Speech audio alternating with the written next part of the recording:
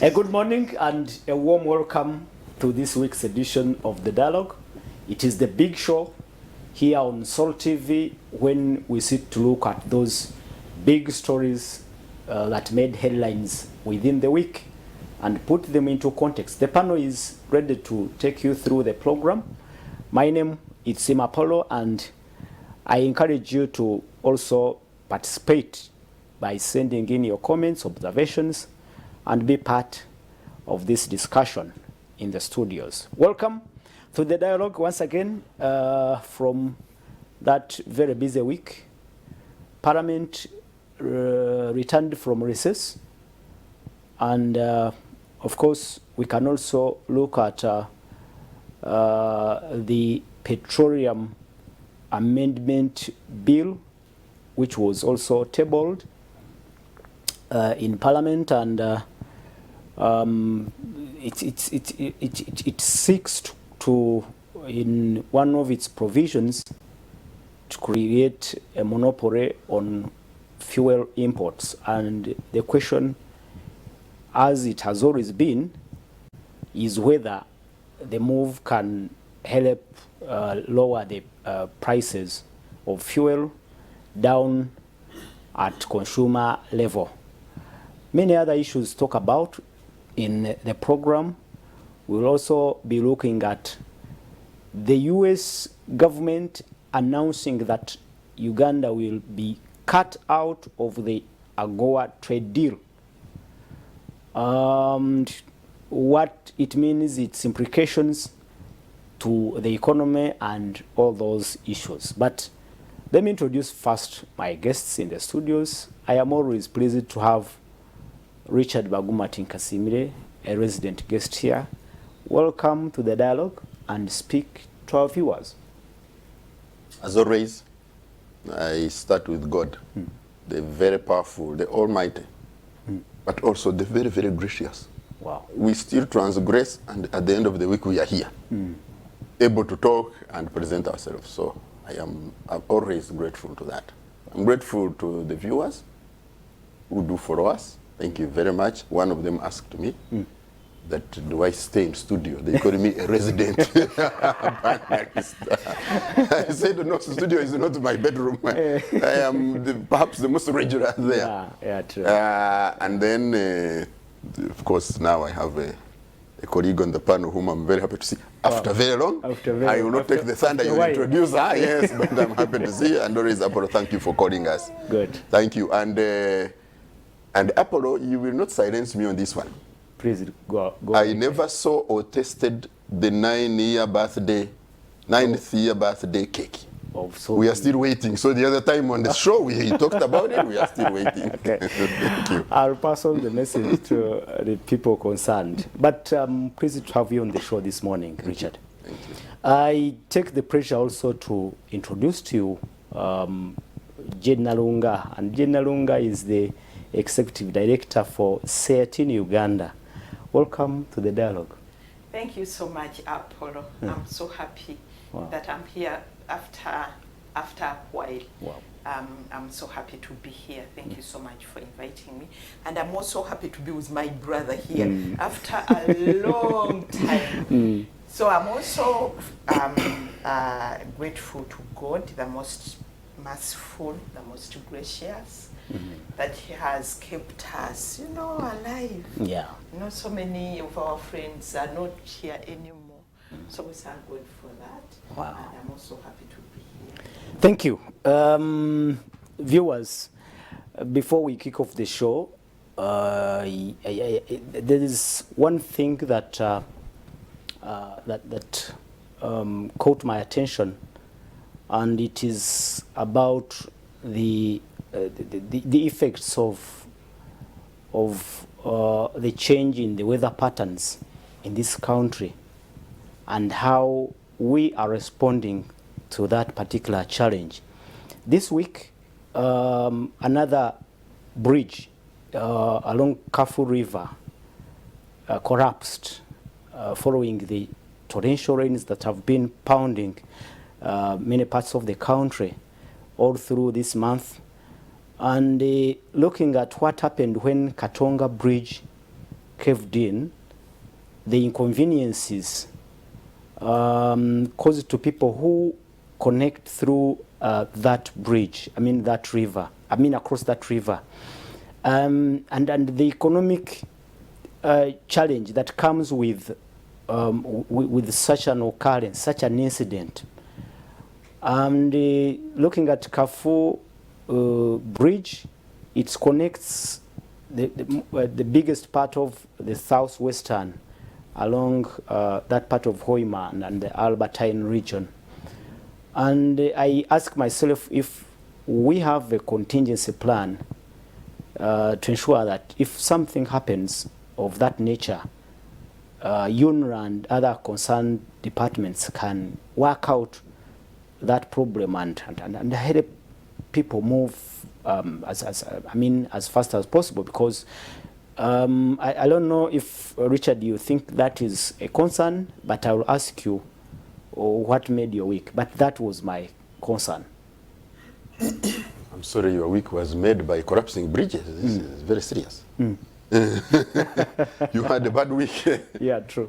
No, I was preparing for what we call the Conference of Parties of the Framework Convention on Tobacco Control. Tobacco control being the love of my heart. This Framework Convention, Conference of Parties, brings together all the countries which are signatories to this convention, and the whole world literally is signatory. And it happens every other year. So it's been a lot of work for us to try to arrange the point that even when it was going to take place in Panama, that if you want to get a visa for Panama, you have to go to Cairo. So you can imagine I had collected passports from people in Kenya, from Ethiopia, to go to Cairo to get visas for this. And the conference has been called off. So we had put in so much resource and so much energy and work. Hopefully next year it will happen. So that was disruptive. Yep, it's ready. But on the other side, I had a conference, the Uganda Model United Nations Conference. It's a conference of young people. They model the UN. They come and behave like UN diplomats and debate world issues. One of the issues they were debating is climate change. So it suits in very well with what you have just been talking about. Because we know now that the greatest security threat, and it is security to economy, security to food, security to the physical people, but also security in terms of military. The greatest global security threat is climate change. That's what we have known, because there is no bomb, there is no Iron Dome, there is no atomic bomb to bombard climate change. So that's the greatest global threat. So we have our young people discussing this. So that was on the positive, and it ended very well. We had more than 100 young people. How are we moving towards mitigating the effects of climate change? In just one comment, are you really? First of all, how are we understanding the trends of climate change? I think that would be our first and most important. To do mitigation, you need to understand what you are mitigating. For me, my sense is that we don't fully appreciate yet what the enemy we are facing. So we are grossing. Thank you. I will ask Jen if there is any other story that made her week before we kick off this debate. Thank you so much. Before I look at what made my week, I also want to say something about climate change. Climate change is one of the defining issues of our times. And I agree with Richard that we haven't yet grasped really what it is and how it's going to affect us. This week, we had a very good meeting. You know, we called it the Afrocentric Energy Transition, a just, fair, Afrocentric energy transition. You know, climate change, some people think because we are cutting down trees and but it's bigger than that. It's about the greenhouse gas emissions, because we are using fossil fuels oil, especially for developed countries. They used that fuel. They are still using it. They are polluting the atmosphere. So now what the scientists are telling us, that Mother Earth can no longer handle that pollution. So we have to reduce on the emissions in order to address climate change. And next week there is going to be a meeting, the Conference of Parties on Climate Change in Dubai. I will be there. Wow. But the most important issue is how the energy transition, because now they are telling us, stop using dirty energy. No oil, no diesel, no coal, stop using it. Go into the clean energy. Electricity, Wind, solar, nuclear, that's what they want. But it isn't easy to get it. Yeah, true. And now what developed countries are doing, they are taxing carbon. You take your coffee and they say, hey, how have you processed it? How much carbon is there? So climate change is it's affecting the way we are, like now the bridges, and poor countries are suffering more because we are more vulnerable, because we have no resources to mitigate and to adapt. In fact, one of the issues when it comes to the Conference of Parties in Dubai is the issue of polluters pay. That the developed countries have polluted, they should pay us. They should be able to give us resources to be able to mitigate and adapt. But there is no money. Since 2019, they promised that they are going to be giving us $100 billion per year for adaptation. Every country, a continent? The entire the global continent, south. but for the vulnerable countries, we haven't seen the money. So the debate is on. And for me, I think that's one of the issues. Apollo, you should bring us and other people and we talk about it and see how we move forward. Well, that is really important because from what I asked Richard, how we are moving to mitigate the effects of climate change, and he's saying that we need to first understand the concept, and it is important. And that's it. I think it's an issue we can take on any time, and Richard, you must take note of that. Let's go straight now to our discussion this morning. I talked about the decision by the US government to cut out Uganda alongside other 3 African countries out of the AGOA trade deal. The trade arrangement, which started in 2000,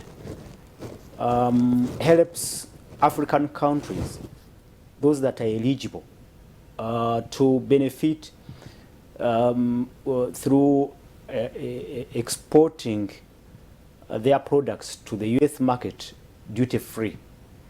And it is 2 weeks ago, I think. 2 weeks ago, the US government wrote to the trade minister in Uganda informing him about the decision by the US President Joe Biden, who has identified that Uganda and all these other 3 countries no longer conform to the standard that was set within that particular law, the AGOA Act. And they raised, in the letter, the issues that were raised relate to human rights violations, more specifically the passing and adopting the Anti-Homosexuality Act, and other issues related to governance like corruption, but mostly what was highlighted is the issue of human rights. The discussion now is how we have responded as a country. President Museveni has remained defiant, and in his statements you can understand that he's not ready to listen. He's saying we will either look for friendlier partners and let go of this trade deal. I will start with you, Jen. What do you think about this decision and its implications, and possibly how we can get over it? Thank you so much, Apollo. The issue of the AGOA market has so many aspects which we can look at.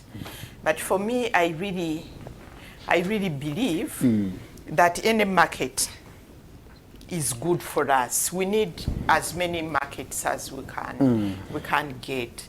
And the AGOA market is not perfect, but it's also a good market, because you can't hop from one market to another. You know, so we need that market also. Sure. You know, because we need to trade, we need that market to be able to get out of poverty. Getting out of poverty means that you have to produce and you have to trade. That's the bottom line. Now, that aside, the issue of having a market which has conditionalities is not also very good, you know, because we talk about policy space. Government needs a policy space to be able to put in place laws and regulations to grow the economy, to govern the people.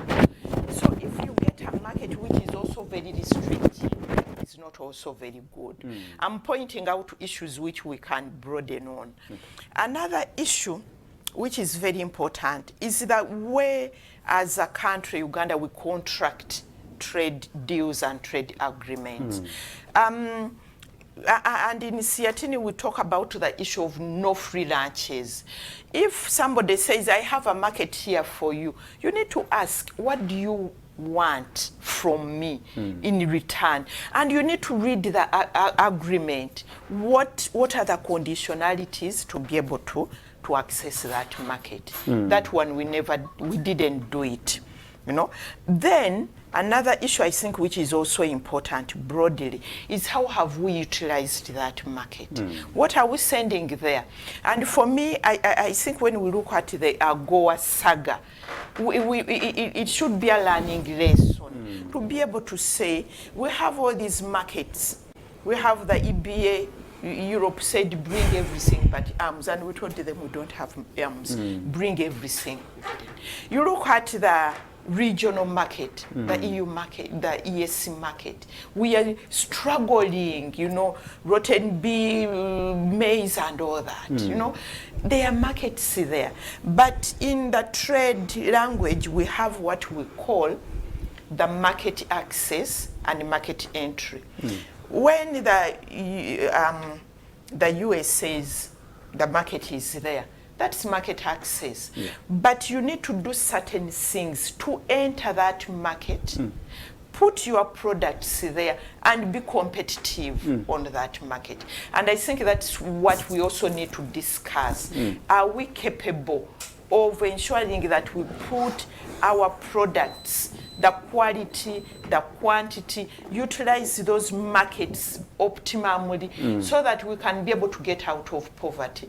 And a market, trading is not for the sake of it, that we exporting so much to AGOA. How are the people benefiting? Are there backward and forward linkages? Remember when we had AGOA, you know, most people, I was in the village, they asking people, you know, AGOA, said, are those girls still there in Mugorobi? That's AGOA. But one of the products, I think, was the apparel. But when you look at the apparel, who was benefiting? Because at the end of the day, when we talk about trade, we are talking about rejuvenating the economy. You know, those are the backward forward linkages. We are growing cotton, we are adding value, we are making yarn, and you can see an industry moving. Lastly, another issue, broad issue, which we need to look at AGOA. When you look at the AGOA document, it was clear. One of the conditionalities, there was the issue of human rights. But we needed to know, what do we mean by human rights? Because human rights, sometimes these definitions differ. Then two, there was the issue of a market economy. It was there, promoting a market economy. Another issue which was there, another conditionality. Don't put any barriers to the US trade and investment. And that's why when our leaders, the East African leaders, said, you know what, we need to grow our textile sector. You know, it's a sector which has very rich value chains. We can be able to address poverty, increase cotton production, create jobs. And I said, you know what, let us increase some taxes on the second-hand clothes. You know, people can't believe, but US sends here lots of second-hand clothes. So that people selling second-hand clothes said, don't tamper with our market. You said those are the barriers you are raised. I mean, you are mentioning. Yes. So the US, one of the issues they were saying, don't, if you are to benefit from AGOA, don't tamper with our trade. And one of their trade was the second-hand clothes. But the barriers to the space I'm talking about, that because we had AGOA, we couldn't increase taxes on second-hand clothes. That means we can't grow our textile industry. So what I'm saying also is that for all trade agreements, we need to be clear. What are we going into? There's nothing for free. You need to say, what do you want from me? Yes. Oh, yes. I get you. Okay. Richard, before you come in, let me introduce to our guests Honorable Stephen Muchitare Birahwa, and he's a senior economist, former member of Parliament for Bulisa County. Speak to our viewers, Honorable, and I'm happy to have you on the show this morning. Good morning, Sol TV. Nice having a meeting again, this very strong panel. And fellow citizens, we are at a time when we are congratulating our parents and teachers for the P7s who finished, for the senior fours, but also wishing success to the S6. But also, as we speak about the foreign markets, let's also look at the local challenges. This year, where we had very bad early seasons, dry seasons of May to July, with crop failure. Now when the rains have come, cassava is rotting, maize is rotting, potatoes are rotting, and beans have rotted already, because for them 1 week is enough. That maize can survive 1 week. And so we may have a big challenge of food security, and we wouldn't want this global turbulence to add on the inflation caused by food prices. But for me, in Bunyoro now, all roads, we have a problem. Kafo has misbehaved both on Chankwanzi side and Masindi side. Pray for us. We will pray for you. Thank you so much for coming, Honorable Stephen Muchitare. And Richard, give us your view of what you see in this decision by the US government to cut out Uganda out of this trade deal. And anyway, was it working out for Ugandans and Uganda at large? I will first tell you the thing I've been talking about, this particular law, the anti-homosexuality law. I told you in 2014, I think is when we had a storm again, and we were in New York, and we were discussing. We agreed that what will happen is domestically driven. It is domestic sentiment that will drive the legislation. But in our relations, international relations, it is not tenable that as a country we will stem the tide of combining two lobbies, the pro-gay lobby and the anti-death sentence lobby in one piece of legislation. It is simply not tenable that we shall have this. Oh. No, they are those two are among the most powerful lobbies globally. The one against the death sentence, anywhere, for any reason, they just don't want the death sentence. And they have positioned it as a human rights issue. The next one is the pro-gay lobby. Very powerful, and they have also positioned this issue as a human rights issue. So wherever you have any agreement, any convention, any document, global, local, whatever, with human rights in it, they have positioned this matter. They have really been successful. How they were able to bring this matter to the table, I am not sure I have understood that. So that was the first thing, that the anti-homosexuality law, it came first time. It was hit, of course, because we know that it is going to be an inconvenience. But we also agreed that you cannot totally surrender your sovereignty, but your people's values because of, then that means we have to stand and we have to be prepared to fight. You see, the largest challenge for me is that the population then doesn't put its money where the mouth is. To stand and show that this is a national value and this is our stand. You need to look at our media and our social media. You get very mixed messages. Those countries, the international community, they sense when there is national stream sentiment and they try to step back because they have interests here, because they need us. But when we keep giving mixed messages ourselves, then we give them this courage to start, bullying us, because this is bullying. If you say that there should be democracy, that the national parliaments should legislate, and they legislate, and then you bully, this is bullying for me. You say that we can get over it if we are well. Absolutely, there's no question. There are countries in this world that have worse pieces of legislation relating to gay, and they are not being bullied. No.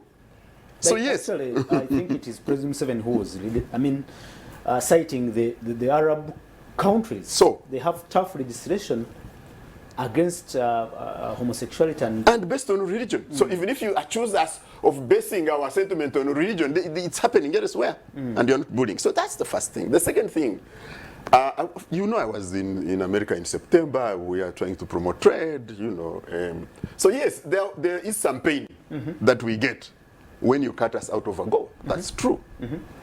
But I think, personally, that the AGOA benefits are exaggerated. Oh? Yeah, I think so. I'm not sure that it's more than $1 billion. Worth? I don't think it's worth more than $1 billion. Our trade. This year it was 2022. It was around $92 US.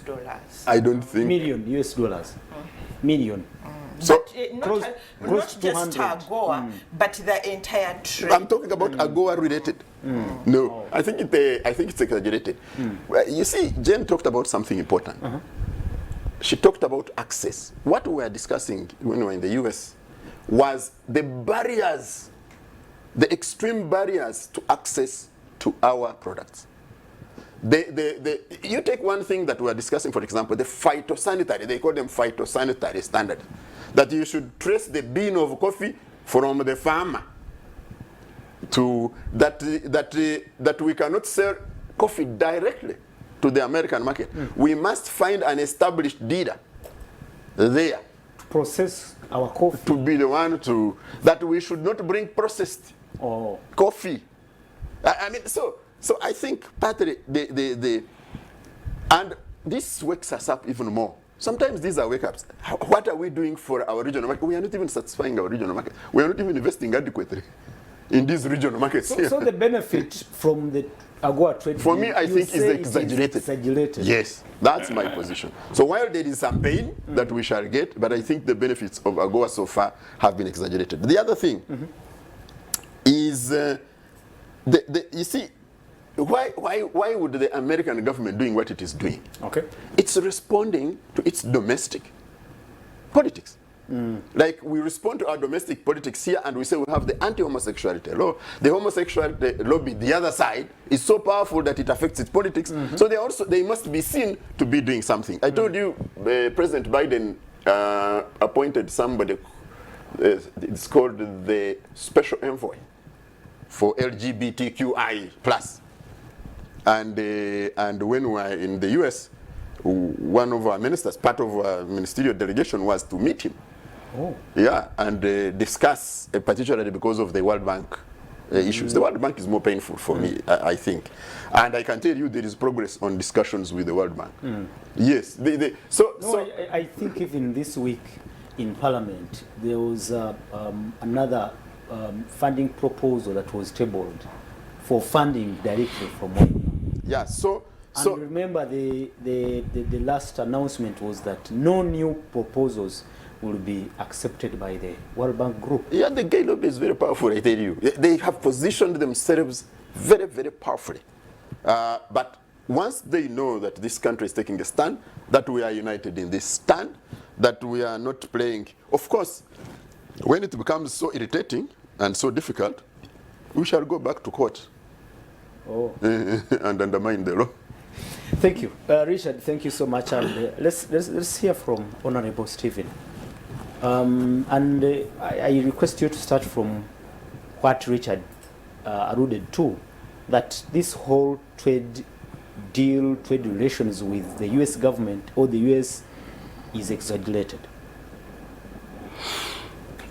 Trade is for organized people.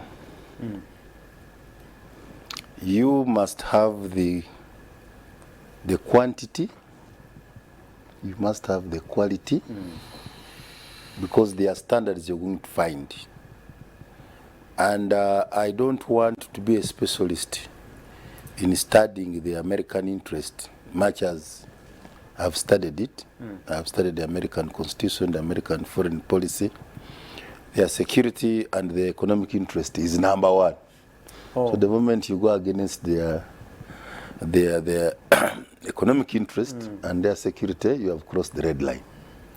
So it's equal our responsibility to articulate our foreign policy.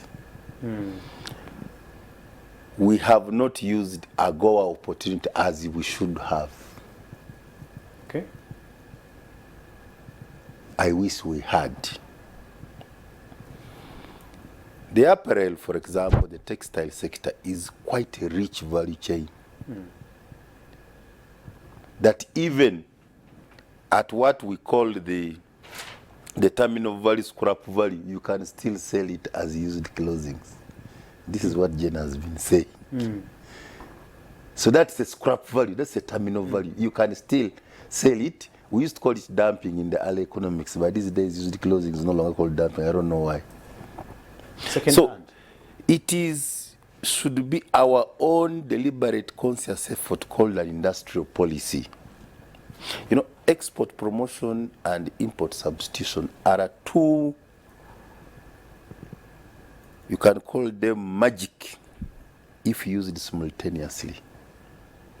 Most countries you see which have succeeded in exporting globally at sometimes closed. You know the story of South Africa during apartheid. They were closed.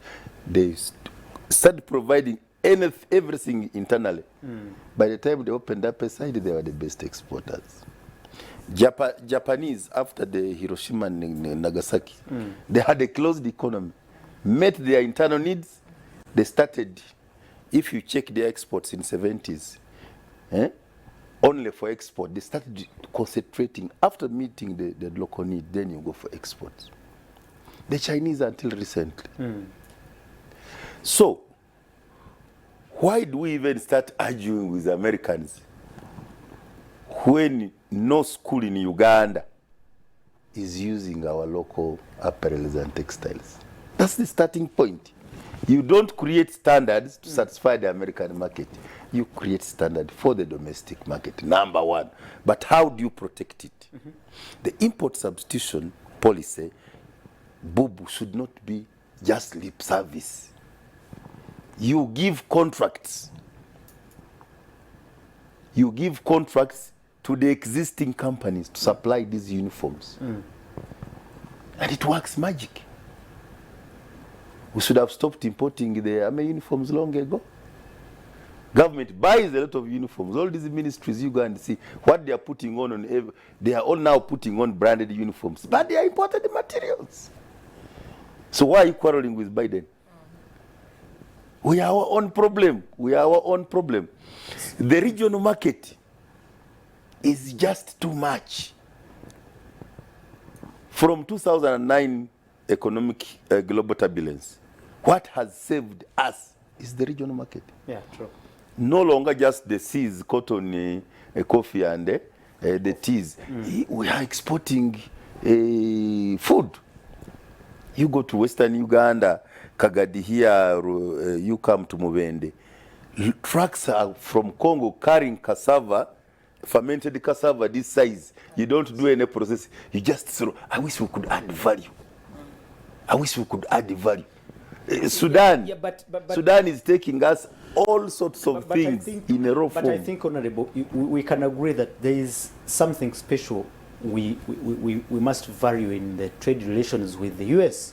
The dollars, I mean, getting their dollars should also be an issue, I think. Yes. Why is getting dollars important? Because you're trying to do a trade balance, a balance of payment issue. But if you are doing import substitution, then you're also reducing on how much you're importing. Oh. If you have reduced on how much you're importing, that means your terms of trade are better and also your balance of payment deficit is not there. You see, the point I was trying to make, Jane also alluded to it earlier. You don't just say, Agoa, bring TriStar, bring girls from Kasese, somebody imports materials, not from Uganda. Then we just do the sewing and we say, and we no. put them on market. Let's talk of the value chain. Start with my sister Sabuni at the Cotton Development Agency. We had two conflicting policies. I have been in this battle in Parliament. We zoned. Investors put money in zones, then we license other people. So who's going to put money there? Before, in the old cooperatives, it is these societies through the Ministry of Trade and Cooperatives which would help them. So first of all, do you have the crop? Yeah. So in the last 1.5 decades, cotton farmers have suffered, sometimes not selling for 2 years. So in terms of production, we are not there. Two, we are talking of a value chain. Why don't you start by bringing back the ATMs and spinners which were there? They are not there. Three, we call it across the board intervention, sector-wide.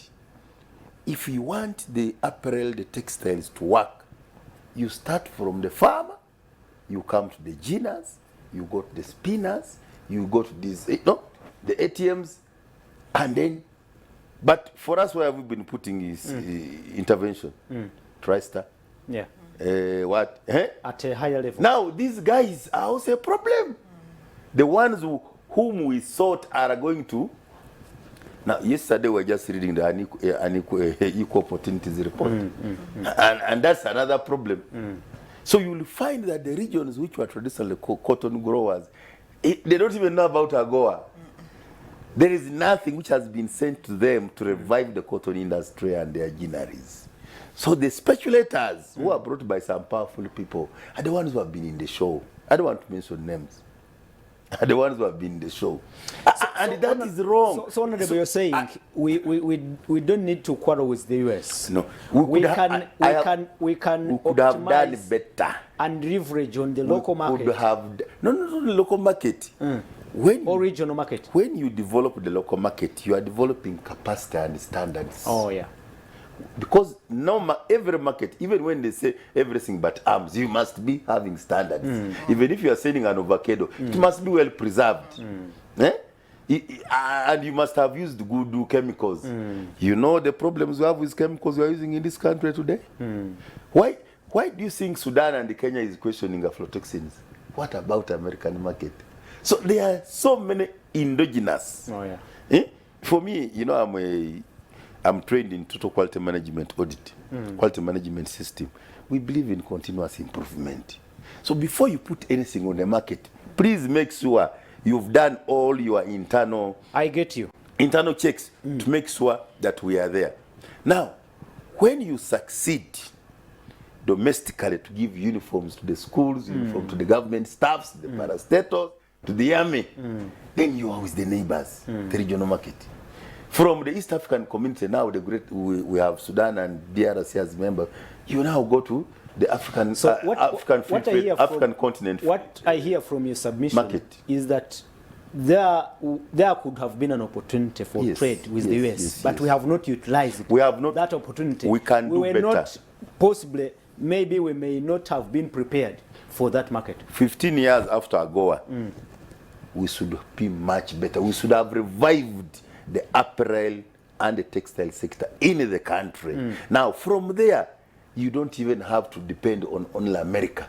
Good. Because the demand is elsewhere. You can now go to other countries who would be coming to Uganda because they know Uganda has the quantity, Uganda has the quality, Uganda has the standards. For me, that's my bigger debate. And I thought the UDC, Uganda Manufacturing Association, the Bubu guys working with private sector, that's the area we should have taken. What? And the budget interventions are very important because you don't expect to export what you have not prepared. Honorable, as we wind up, there is something Jane raised about not internalizing what is in agreements before we sign and adopt them. What can you speak about it? That possibly we didn't ask if, I mean, because if you read this act, these things are clear. The issue of human rights, corruption, governance issues, they are all in that law. And here we are saying we can't tolerate this, as if we didn't in the first place know what exactly was in that particular law. Trade negotiation, bilateral trade negotiations is a game which requires a lot of organization. Jane and has been at this 18, and Richard. For me, I've been international trade 15 years before I came to Parliament. I'm a shipping person, clearing, forwarding, procurement. So it is my area at another level. But also, right from school, it's an area where I had a lot of interest because initially I thought I would work in foreign affairs. And that's why I've always been urging government to go into more trade diplomacy than the conventional diplomacy, where we think our embassies would do better if we... It is true that many times we just sign. You know, when you go for these negotiations, people are sitting for a whole month. Even when they are there, it takes a whole week. What do our people do? They jump on the plane on a Sunday. They arrive early in the morning to go and attend a meeting in a panic mode. You've not even sat together to internalize and agree. By the way, not even the Ugandan team first sitting here. Because some of these documents now, virtually you can receive them, start discussing them here. So that by the time you go, you have a position. By the way, we used to do that. That's how it should be. But what is the problem? It's a detailed game, but for me, I'm saying, aware that it's a detailed game, how should you organize yourself? Why is America speaking with arrogance? They know our weaknesses. First of all, it's not true. Even World Bank, even Gov't, that's about the homos. It's not true. It's not about the gay issue. Yesterday, the Minister of Constitutional Affairs, while interacting with some human rights lobby, you know, it's a very important report they are doing, as all the human rights activists and even the development agencies who are working with us. There are some rights, apart from the gay right, which you don't need a lecture from Biden. human rights of Uganda, economic rights of Uganda, the land grabs in Uganda, the corruption of Uganda. Please don't say America is lecturing to you.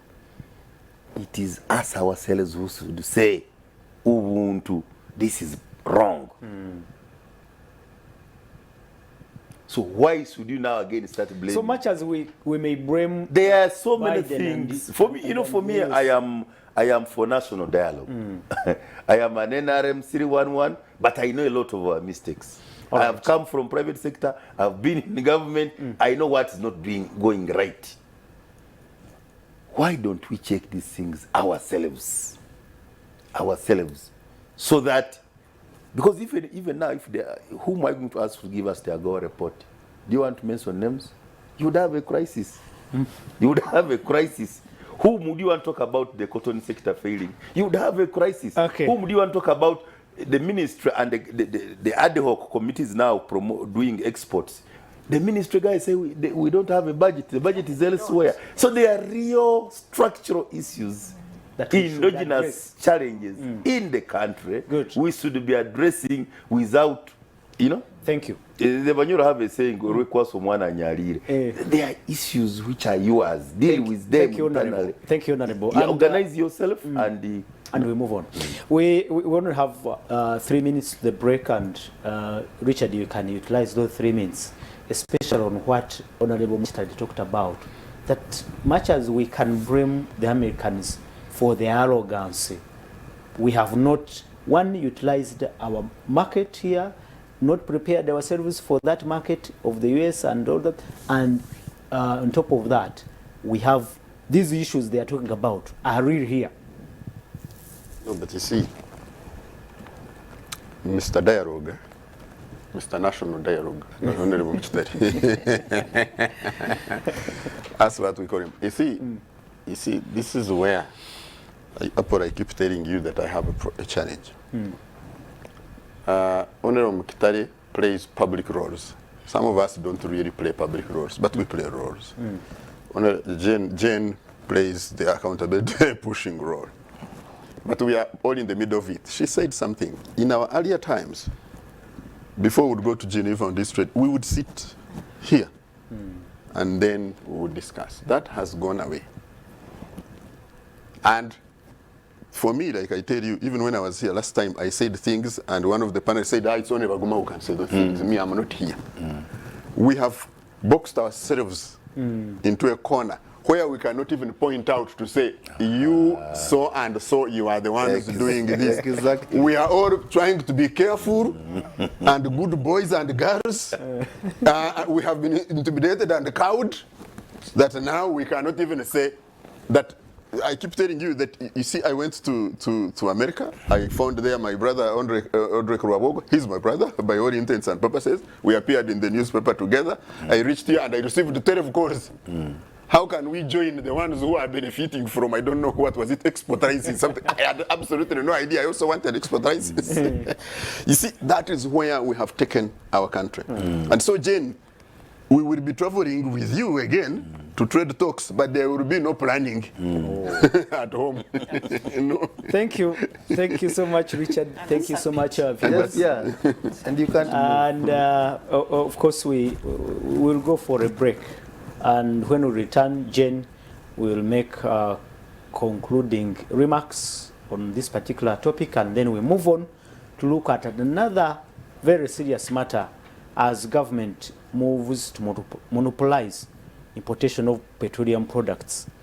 And it's amazing that yesterday also some reports indicated that actually some other unscrupulous individuals have already registered another company in Kenya, UNOC, possibly to do the job. Let's go for a break, and this is Uganda. We'll return after this short while. It shouldn't be.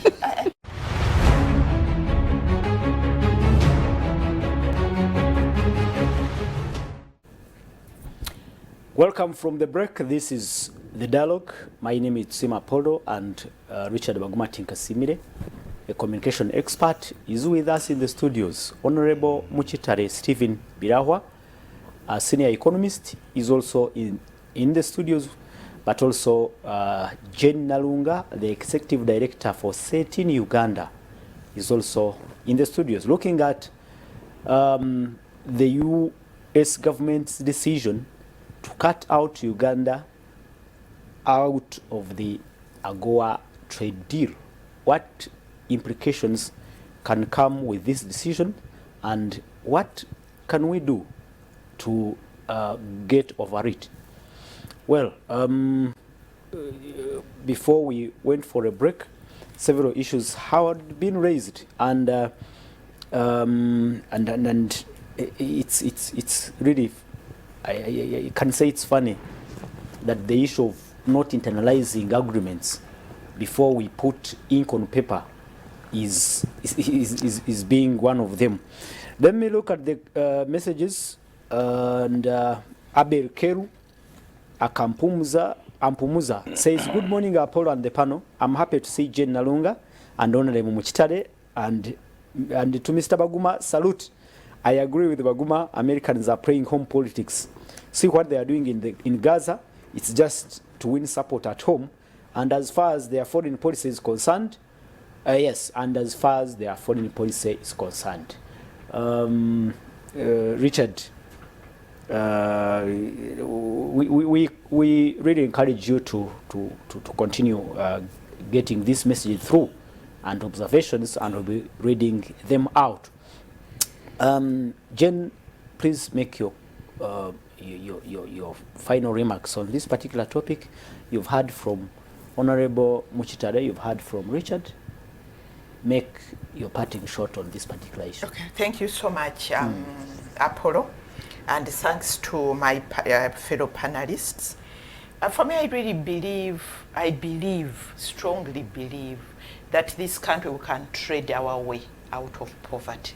We have everything that it takes for us to be able to produce, to add value, and to trade. The markets are there, but we haven't utilized them.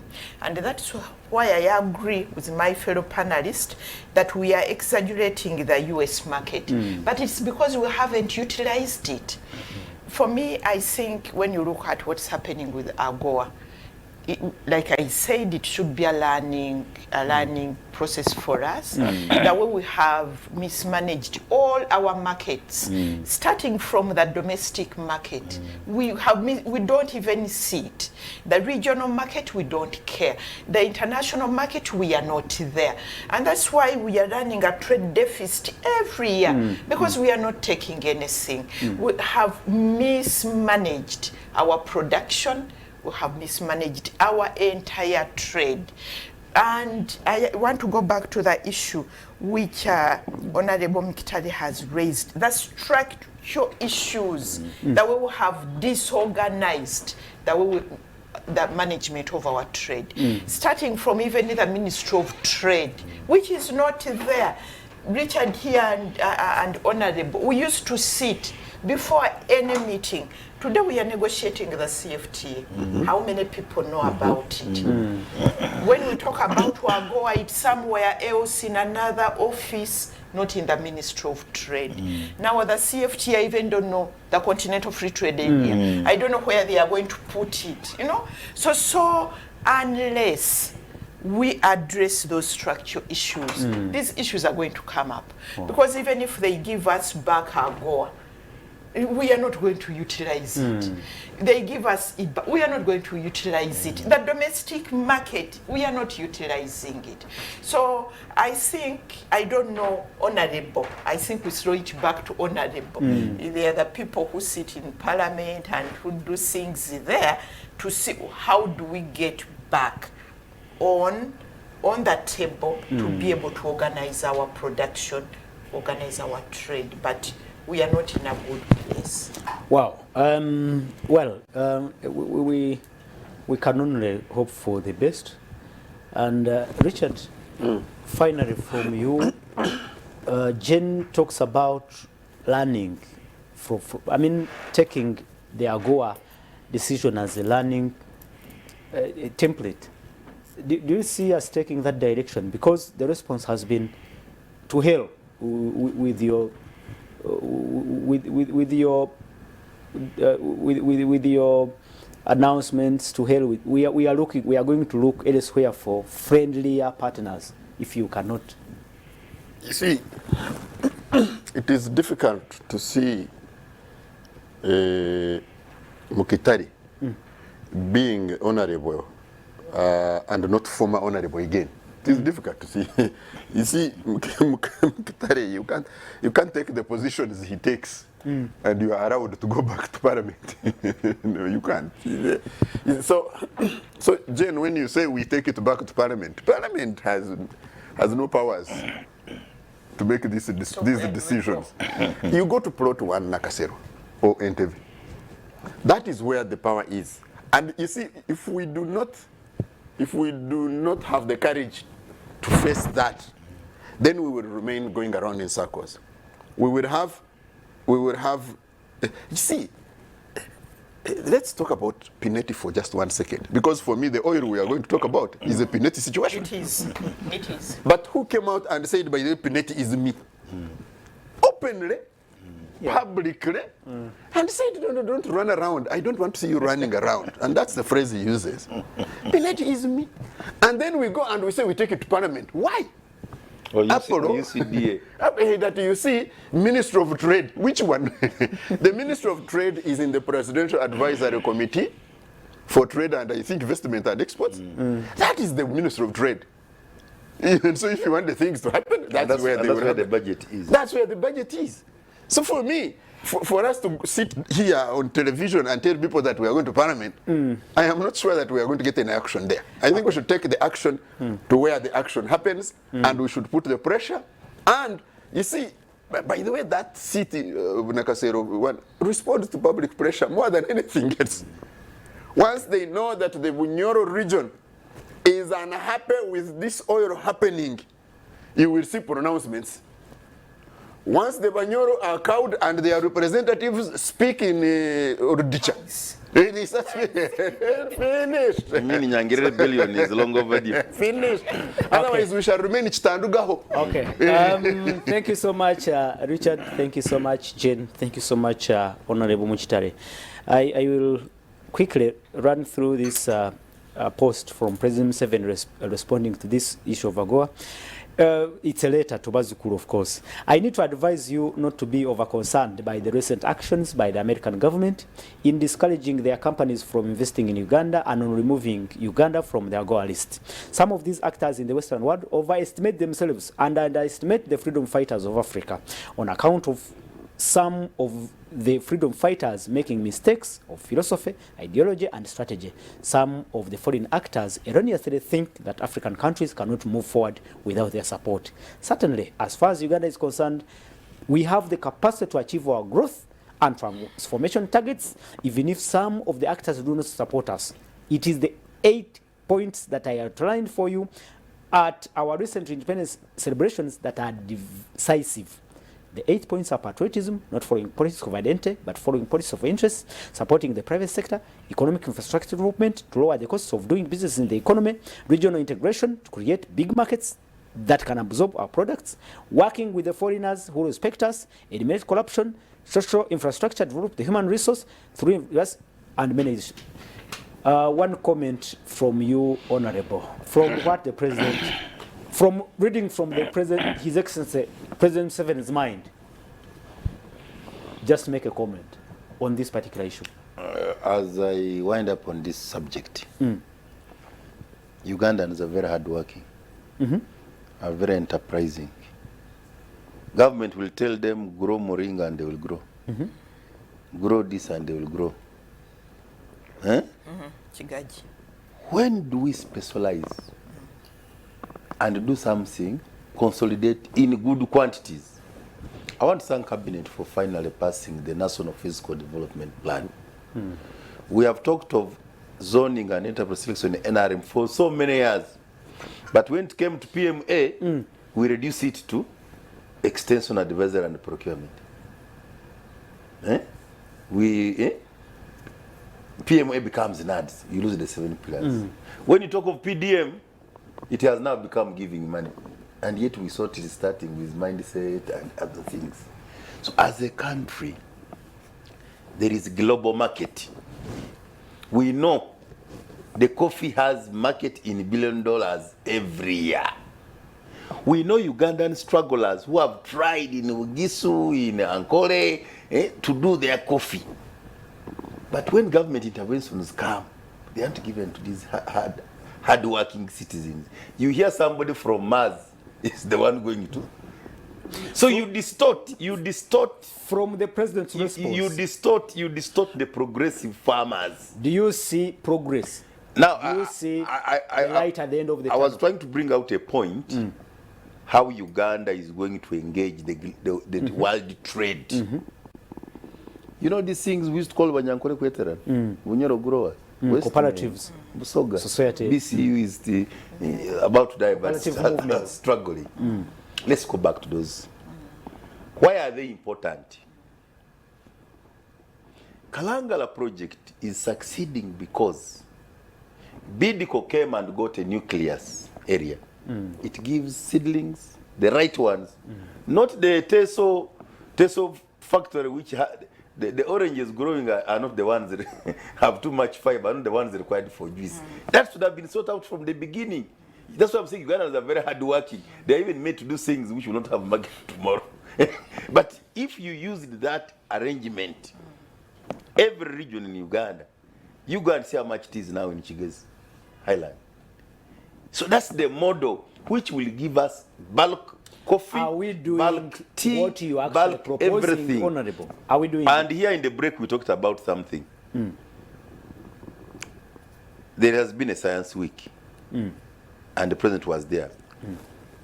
I am telling you, Ugandans can do something. One time, I said, the effort we have given to the banana of Professor Murang, if other value chains we know, like cassava has a lot of value chain globally. Starches are used in pharmaceuticals, are used in gun things, they're used in so many things. This cotton we talked about, the cotton seed and what, is used in so many things. But the president has been. But we have not. You first have the bulk for domestic market, innovators, for the regional, and then you go export. You don't go out there with empty. And when the opportunities are there, don't bring foreigners. Okay. Let's not speak hard on foreign governments when actually we are in bed with them in actual business. That is what I want the to businesses are not going to the Ugandan hard-working indigenous entrepreneurs. The money, the exemptions, the land bonanzas, the big monies are going to those who come and sweet talk. Of course, there is a group of people whose work for the last 20 years is to do deals. Because the president wants development, the president has passion for industrialization, they corner him there. But you can't, if you added up the money we have lost there, the opportunities we have lost there. We have just taken the coffee here. Let me tell you, go to all government entities. That's what it is. They are using foreign furniture, including the State House, including the Parliament where I have been, Minister of Finance. So how can you talk of Bubu? Thank you. Everything is imported.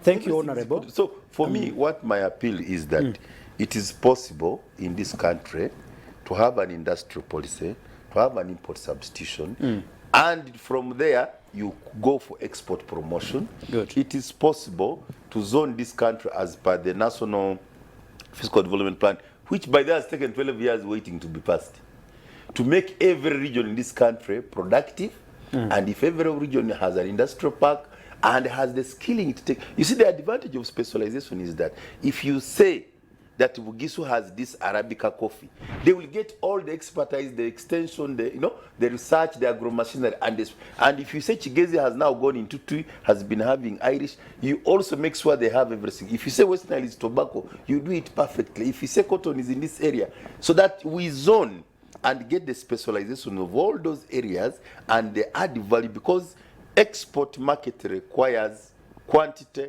quality, standards. Good. If you don't have then Thank you so much, Honorable Muchitare. Jane, let's cross and look at our next topic for discussion this morning. And it is the government's decision now to monopolize importation of petroleum products. An amendment was tabled in Parliament, and that's when we understood that even an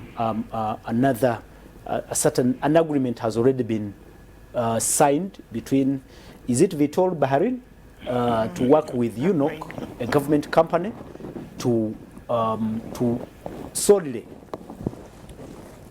import petroleum products into this country. And from the president's statement, he talks about middlemen, that it's all about kicking out middlemen in Kenya who have been ripping off profits on fuel imports, and by the time the fuel comes here to the final consumer in Uganda, the fuel price is very high. From the onset, I want you to tell us about this idea or the concept of monopoly. Does it really work?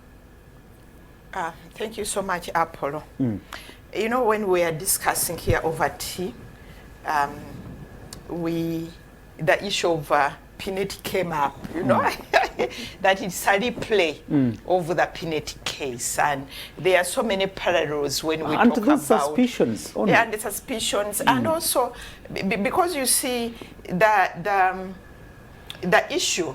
Okay, the issue is that the objective is that the prices are going to go down. Yes. There won't be any shortages. But we need, we are not sure because it hasn't been discussed. It wasn't an open tender. Even the process, again, it's a directive from plot what? Plot one, advise and directive, do this, you know. And for me, I think we shouldn't be doing things like that. If anything has merit, let it be openly discussed. No, it is already in Parliament. Yeah, but they the process, no, it's already a done deal. That is it vital, Vital that company. Bahrain. In fact, the monopoly is not being given to UNOC. The monopoly is to the other company. And when you look at also, you know, I have been reading around the track record of that company in Zambia, in Bangladesh, even in US, very terrible, you know. And I understand they used it before. It didn't deliver. So when you look at all those dynamics, you doubt the capacity of that company. So these are issues which should have been put on table. And all of us know, when you look at a monopoly and also competition, the process is the way it is. Let people bid, you know, but the way you give a monopoly to somebody, you know, so I don't know whether Ugandans will have become suspicious, but everybody is talking about there's somebody eating, you know, because we have seen this happening over and over again. Pineti, you remember this issue also of the licenses, the electronic licenses. Yeah, you know, it's like Ugandans, we are being number ripped. plates, digital number plates. Digital number plates. It's like Ugandans, we are being ripped off. And I think there is also a relationship between what we are discussing, the previous topic, and this one. That instead of spending time on things which matter, things which are going to get us out of poverty, you know, you see people looking for ways of eating, you know, and for me, that's really, really a pity. Because like now today, what Honorable Mkitari was talking about, and Richard, you know, today because of climate change, things are rotting. Maize will be okay, a lot of it, but you wonder where is it going to be kept, you know, where? Because you see somebody has about 5 acres, but the house is not as big as this. Then you wonder where is that maize going to go. For me, I think these are the issues which we should be looking at. But you see now the concentration of debates is one eating mechanism after another, you know, which is really, really discouraging. In an economy which is ailing, because our economy is ailing. We shouldn't be, you know, when you look at these deals. You can't find anything good about this whole arrangement of having a sole importer Because you see, and kick out the middlemen. Because you see, the whole issue, the process is as important as the end result.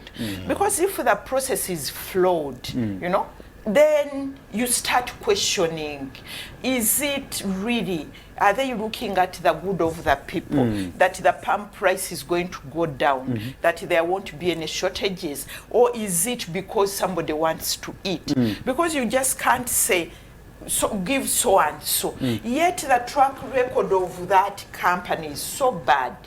You can't talk about a monopoly when you can be able to say, let people bid, because monopoly, and you see there are so many problems and pitfalls when you say one person. You read that agreement, if you are to say no more, we won't work with that company. Notice is for 1 year. 1 year's notice, you know. So you look at the agreement and you see there are so many pitfalls there. And for me, I think as Ugandans, we deserve better. I'm not saying that it may not be good for UNOC, because UNOC want to strengthen it.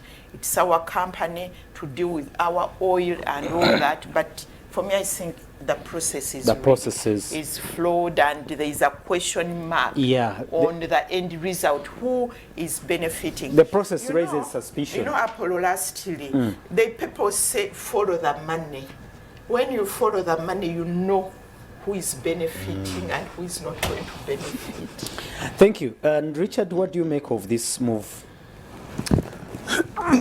You see, if you are in a home and the husband is a serial data of house girls, you bring this house girl, he sleeps with that one. You bring another. When you have brought another house girl and you meet him in the corridor zipping up, even if he's coming from the toilet, you start thinking, you start thinking, this serial man. You see, Ugandans have learned regarding accountability and transparency that every time there is an activity which is praised as going to bring them one, they are being cheated.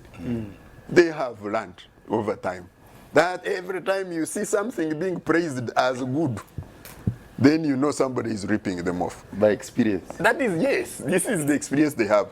And that is the context, first of all, in which we are. Members of parliament, I don't remember which parliament, went to the oil, what do you call those things in Jinja, where you keep your the reserves. The reserves. So you see, oil reserves are not about storage structures. It is about oil being there. And they were empty. So when you say that, you see, this And they are managed by UNOC, those oil reserves. But UNOC is new. Where it was, even before it was Minister of Energy. We are just creating mirages, really. We are just creating. It's like you are on stage. And you see, you know, you people who also work on TV, you know, the backgrounds you put behind us are not the actual backgrounds. They are digitally generated. So some of these companies are also like digitally generated backgrounds, just to make you believe. So that this new thing is going to do bigger reserves. No, the reserves are not about structures. It's about oil being there. And then we had the issue of the Uganda Airlines. I keep asking people, by the way, what is the actual ownership of Uganda Airlines? I keep asking that question. To date. To date, yes. I ask now. Was it revised? No, from what was tabled in Parliament, The shareholders. is it 98% government of Uganda and some percentage to... To who? So who is that one? There are 3 or 4 people. But actually, it was different. The what I instead had was that the 98% is the one that belongs to the other one. It's the 2% that belongs to... I keep asking how... Anyway, so now UNOC is being registered In Kenya, it probably is already Yeah, registered. that came up in the Committee of Parliament In Kenya. this week. And somebody asked, is there anybody but that? So because of that context, because of the context of this man who is a serial data of house girls, every time you meet him in the corridor zipping up or buttoning his shirt, you start thinking the man has been doing his thing again. And so what is, and Jen has talked about this in my view ably, if there is no transparency in identifying the monopolist, even if the monopoly was good, there is no accountability about the agreements, except you are putting a law retrospectively to anchor the actions you have already done. What is there to make me as a Ugandan not believe that you have ripped me off yet again? And that's the context in which we're operating. Yes. As you come in, Honorable Muchitari, I wanted to read out again a letter from President Museveni regarding this particular issue. He expressed full support for this move by government, laying out the prices of different prices of petroleum products from the source, then to highlighting what we pay when we buy through middlemen, and the difference is really huge. It tells you that if it is successful, fuel pump prices will drastically go down. But I don't know why we are always suspicious, Honorable, about everything. Uganda has spent $6.8 billion in exploring oil in the Albertine. We have already spent another $7 billion in the development phase. And we are going in by end of 2025. That is $13 billion already. Already. And we're going to spend another almost 13, given our cost overrun and sometimes delay, if we produce crude oil by 2025 December, as reported last week by Honorable Minister Lucy Nankabiru. We were supposed to have had a mineral refinery in 2011, which did not take place. So why all that energy of commitment to another new person? Tomorrow, if challenged, would go laughing with a lot of money. Just this week, SGS, which some of us from the beginning said should be the government inspection should be a government function. We should buy technology from SGS, work with us for 5 years, and pack and go and leave it to Uganda. The latest was that there is a quote award. Is that government in billions is preparing 111 billion in billions by the car inspection center. They have to first pay. They first pay the They quota have award. to first pay because the man had an agreement. Yeah. So why don't we learn lessons? We have paid a lot of such monies. You know, if they are focused, they should concentrate on having a refinery. For our own oil. That ECOP, I understand it as a repayment for Total and Sinuk, who has invested. The Ugandan benefit is in the refinery. Not in the pipeline. It is the refinery which will create Projects. jobs. The president had actually saw over his dead body, Ugandan oil will not go crude. And I have always been praying to cancel that. Almighty God to help us. So that the oil doesn't go crude without us adding value. So that's where, and we are not talking about the good numbers, those who have, the president is conned by people around him. The good numbers they have given him actually is confirming that the viability of our refinery. But I think the good numbers is using I think that to me. The good numbers is using to me The argument has been is a net import substitution of Uganda, Rwanda, Congo, the eastern part of Congo, DRC, and South Sudan is enough to Just confirm a refinery. Even if government of Uganda, went alone and invested money there, there is no loss. Two, Honorable, the argument has been that the available oil per day that we can get from our reserves won't the crude oil.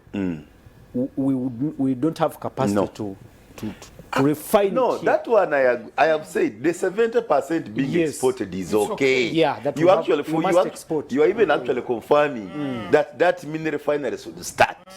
But the refinery in the future should be expanded if we get more demand Yes, from exactly. our neighbors. So why do you leave that strategic position and jump into this? The one Now, number two, I spent 15 years in freight forwarding, shipping, and logistics. All fuel in Uganda arrived by vessel and by rail. The cheapest mode of transport is water and rail. I started seeing fuel tankers, trailers. Do you know why Ginger Road is eaten? one side. One side. The one coming to Kampala and is still okay going. All the heavy cargo which used to come by rail and by steamer at Port Bell, and they would also land in Ginger, and I wish we would do another one somewhere in Isingiro, because the lake is navigable to that side. But instead, you hear UNRA managing Axolotl. You have not provided the cheapest means of transport I am aware. and where the heavy cargo. So Honorable. the first cost of fuel is increased because in of the transport. mode of transport.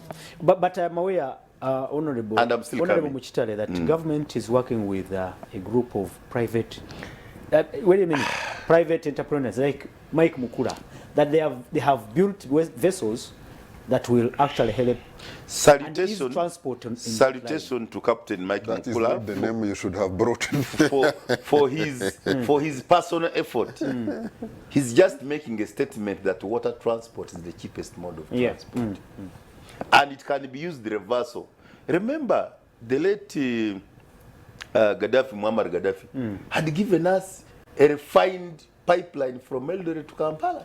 But our corruption did not allow us to deliver. The man died before it reached here.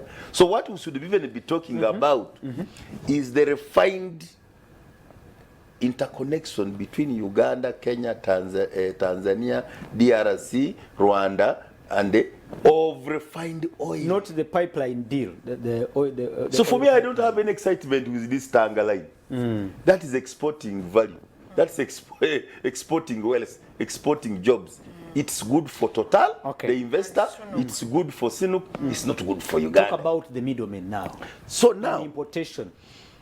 let me tell you, before I go there, the point they have hammered very well. Government of Uganda has already lost a lot of money in that ginger reserves. But every time money is spent, there is no fuel. Yeah. So the ones who have been cheating Uganda are those who get those contracts. Again, very, very highly connected people. You hear today it is so and so, tomorrow.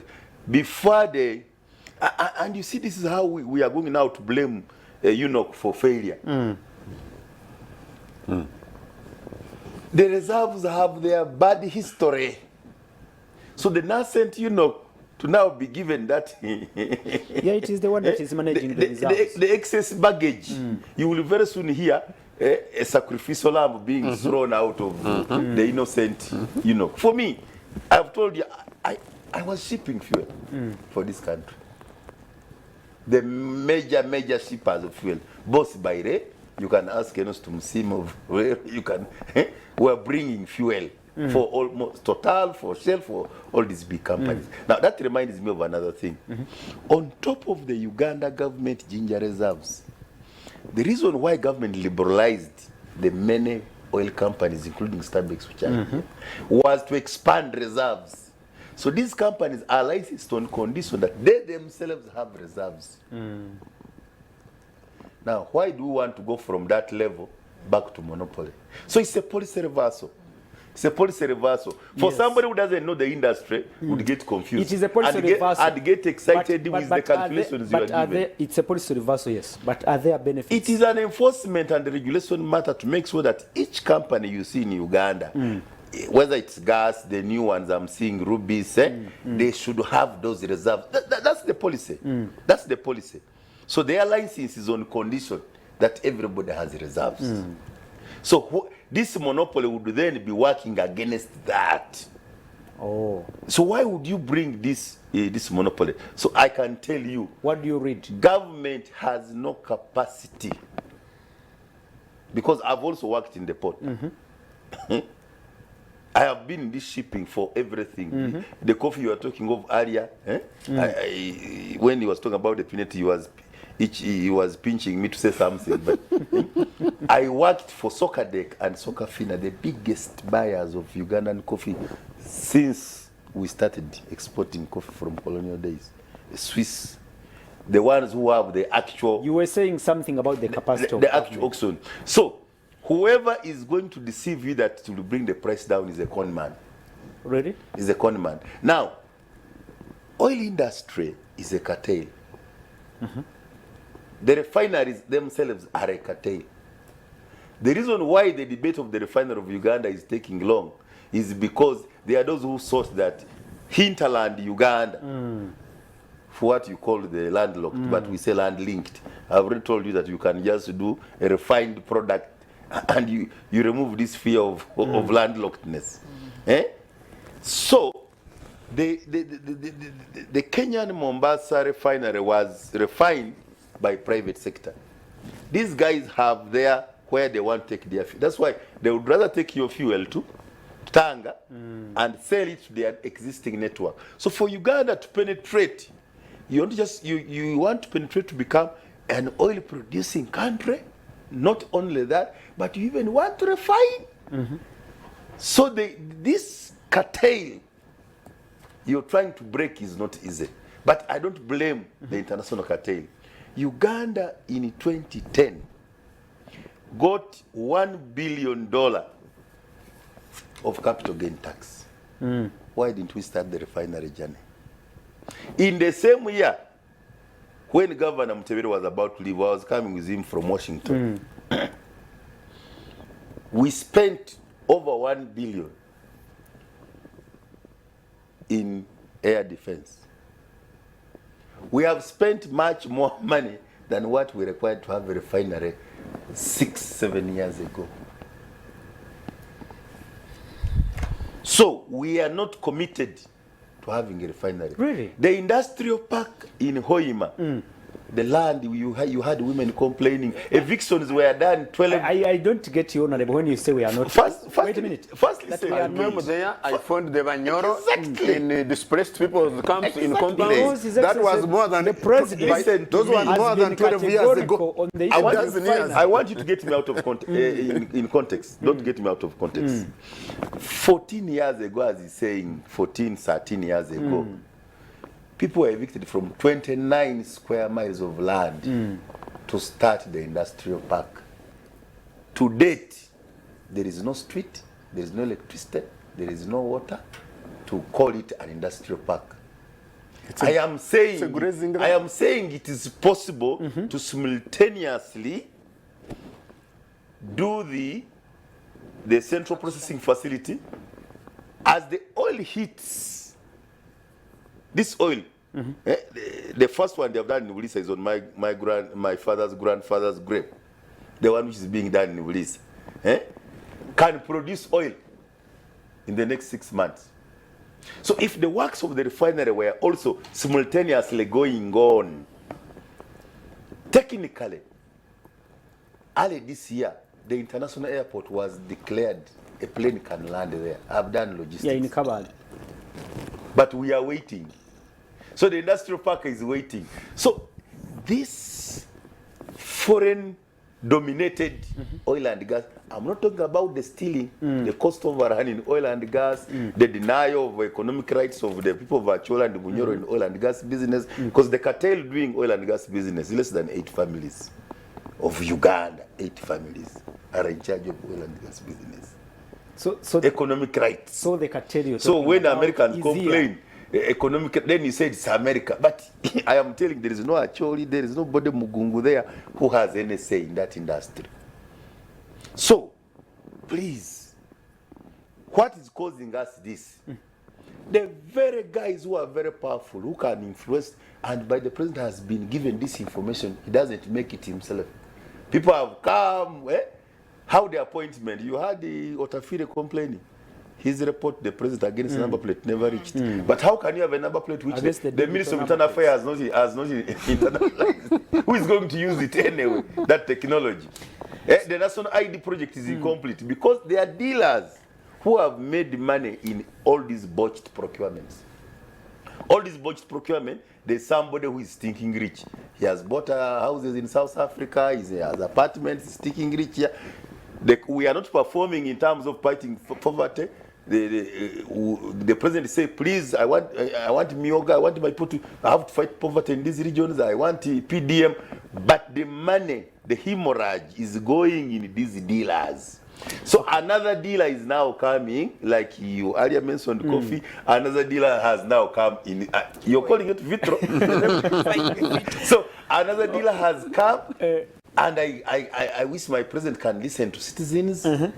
Let him concentrate on the refinery in Kabalega, the Kabalega refinery. It is possible we have the money, but the money is just being wasted elsewhere. Thank you. Finally, because I've also been in Mombasa, the very people they are saying in Kenya, it's just a change of government. President Ruto, Odinga, the Uhuru have been in these businesses. They are all thinking rich.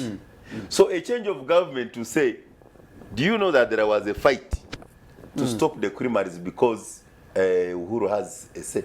Are you aware of those fights in Kenya? He has big business. Are you aware in the Sugar Mumias and what have had challenges because of change of office? Are you aware that the vice president has been saying any business where Uhuru family is making money must be touched? So it is a policy in Kenya. They want now to give a lesson. It's a hegemony between those who are in power and those who are currently in power. Now Ugandan is jumping on that bandwagon without even seeing. Thank you, Honorable. But also in Uganda, somebody in that price hike they are saying, somebody has been benefiting. Good. We only have around 6 minutes to close this show. And Richard, again to you. Now, I really find it difficult to conclude this show when Honorable has said this is all not going to help anybody. It's a scam of a cartel. He used very strong words there. But all in all, don't you see any benefit? If removing all those suspicions, don't you see anything, or that something should be done to reduce the, anyway, isn't it possible to reduce the cost of fuel here? From what the president, wrote in his letter, you see that there's a possibility that something can be done and the consumer can access fuel at a lower price. In Nigeria, they produce oil. They've been doing it for quite a while. They are actually lining up for oil. The ordinary driver lines up at a fuel station to get oil. The things we are doing are the things that they did. We're just playing by their script. Nigerians have had fuel shortages. But they produce. You know that they produce. They're the biggest producers. Yeah, so why do we think that because we are playing by their book, why do we think that we'll play by their book but have different results? You see, Mkhitaryan has said something. He has talked about families, 8 families. I can guarantee you that if you checked this monopoly talk, some of the biggest players are among the 8 families. That's true. That's my conclusion. Jen, talk about possibly what you think can be done, or anyway, is it possible that the final consumer in this current arrangement can access fuel at a lower price? Is it possible? But you see, it's because that's the objective of the whole monopoly, and we are saying it's not possible. You know, you can't go because from of these suspicions. But even going from an open tender system to a monopoly, you know, you are beholden to one company based over there, whose track record is wrong, you know. So the possibility that we'll see reduction in oil prices are not there. Issues of reserves, it won't be there. But in any case, let us pray for life. I will be able to come back here and to see what's happening. But for me, what's coming out really, I have been listening. And I'm just asking, you know, big words up like you are saying, words around deals, dealers, cartels, family, you know, and I'm thinking, what should we do, you know, where, because this is our country, you know, and for me, when we talk about patriotism, my patriotism is, this is my country. I'm not going anywhere. I would die in this country. Here it's my country. But I also want to be happy here. I want to live in dignity. But you can't live a happy life when you people around you are poor. They grow their maize, they, you know, they are not happy. And for me, I think we need to talk about that, you know, and we need to Honorable, you talked about a national dialogue. You know, when people talk about a national dialogue, they think about politics. DP, UPC, NOP coming together. But a national dialogue is about the issues we are talking about. You know, if there are 8 families, they are doing this, they are cartels, they are dealers, we need to talk about it. But I also think we need to talk about how decisions are made, you know. The president, you can't be giving directives over coffee, directives over oil, directives over PDM, directives. Number plates. It can't, you know. That isn't how our country is run, you know. We need to have systems in place. But today, there are no systems, there are directives. And you hear people that the president advised. But it's a what? A directive, an order. And for me, I think as a country, we can't run like that. And these are issues which we need really to have a national dialogue about. Thank you so much. And and the Angola, you know, the Angola case that the daughter of the president in charge of the Son Angola became the most rich woman in 10 years when she had nothing before. Okay. So we should avoid that. But national dialogue is the way to go. National dialogue is the way to go. I have to read out these names of people who say they are watching. Jeremiah says he's watching. Musimenta Rollins says he's watching, and he said thank you so much for the program. I can see Mbaine, it's one name. He says I'm watching, and thank you so much, of course, for watching. We have to close the show, gentlemen and the lady. I only have 3 minutes.